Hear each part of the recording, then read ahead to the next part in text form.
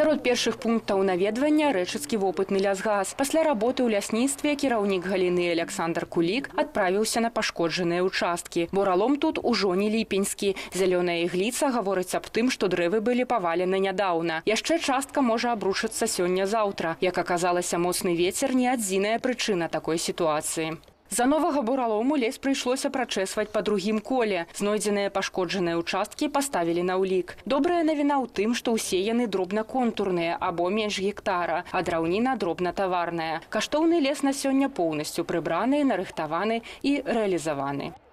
Распрацоўка і ачыстка лесасек працягваецца і застаецца на кантролі міністра. Кожнаму даведзены тэрміны і аб'ёмы. Да месца прыйшлася і дапамога. Падставіць плячо гомельскаму лесагаспадарчаму аб'яднанню прыехалі супрацоўнікі лясгасаў Мінскай, Гродзенскай і Брэсцкай абласцей. Работы ўжо пачаліся. Лесааднаўленне ідзе ў планавым рэжыме. Падтрымліваць тэмп дапамагае акцыя «Дай лесу новае жыццё», на якую адгукнуліся тысячы людзей і сотні арганізацый. На сёння лясныя культуры ўжо створаны на 2,5 тысячах гектараў. Работы плануецца завяршыць да канца вясны. Алеся Заяц, Уладзіслаў Казлоў, тэлерадыёкампанія «Гомель».